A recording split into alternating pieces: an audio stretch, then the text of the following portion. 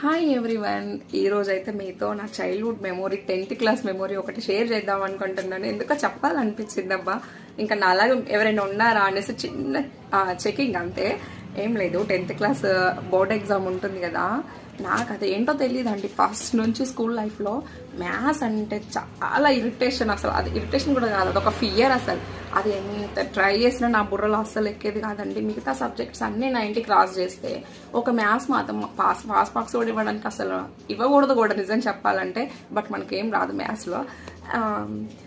ఏంటంటే 10th exam board ఎగ్జామ్కి attend అయ్యాం కదా.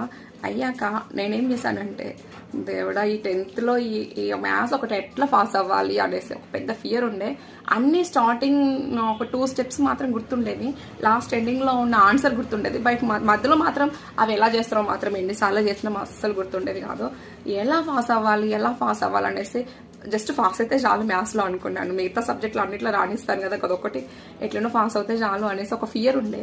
బట్ నాకు ఒక సొల్యూషన్ దొరికిందండి మ్యాథ్స్ ఎగ్జామ్లో 10thలో. ఇంకా బోర్డ్ ఎగ్జామ్కి అయితే వెళ్ళిపోయినప్పుడు మాకు 2 పేపర్స్ ఉండే, ఫస్ట్ పేపర్ సెకండ్ పేపర్ ఉండే. ఏం చేసేదాన్ని, ఇంకా ఫస్ట్ 2 స్టెప్స్ మాత్రం బుర్రలో బాగా పట్టేదాన్ని. ఇంకా 2 స్టెప్స్ మాత్రం యాస్టీస్ వేసేదాన్ని, కింద answer యాస్టీస్ correct answer వేసేదాన్ని.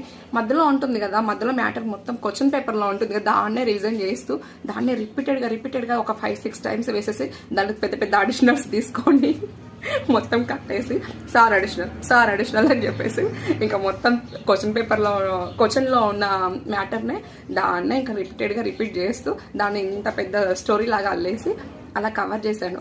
But pass అవుతా అనేసి నాకు అసలు ఎక్స్పెక్ట్ చేయలేదు మ్యాథ్స్ సబ్జెక్ట్లో. బట్ అందులో 52 మార్క్స్ వచ్చాయి. అవి ఎలా వచ్చాయి ఇప్పుడు కూడా నాకు తెలియదు నిజంగా. ఇలాంటి మెమొరీ మీకులో ఎవరికైనా ఉంటే కామెంట్ చేయండి, షేర్ చేసుకోండి. నాకు ఎందుకో చెప్పాలనిపించింది అబ్బా. మా పిల్లలకి ఎగ్జామ్స్ నడుస్తున్నాయి కదా, నాకు ఎందుకో అది గుర్తొచ్చింది. ఇంకా మీతో షేర్ చేద్దాం, కామెడీ ఉంటుంది కదా, ఫన్ కోసం మీతో షేర్ చేద్దాంలే అనేసి ఇంకా వీడియో అయితే పోస్ట్ చేసేసుకున్నాను.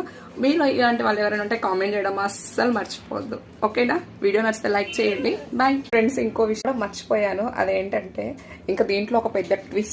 నా ముందు వాళ్ళు నా వెనక అమ్మో కళ్యాణ్ చాలా బిల్డప్ ఇస్తుంది, ఇన్ని అడిషనల్స్ తీసుకుంటుంది, ఏం రాస్తుంది, నాకు పేపర్ ఇవ్వమా అని చెప్పేసి చుట్టుపక్కల వాళ్ళు అడగడం. మన బిల్డప్ మామూలు కాదు, ఒక రేంజ్లో. అప్పుడు టెన్షన్ ఉండే, బట్ ఇప్పుడు తలుచుకుంటే మాత్రం చాలా ఫన్నీ అనిపిస్తుంది, అవునా కదా?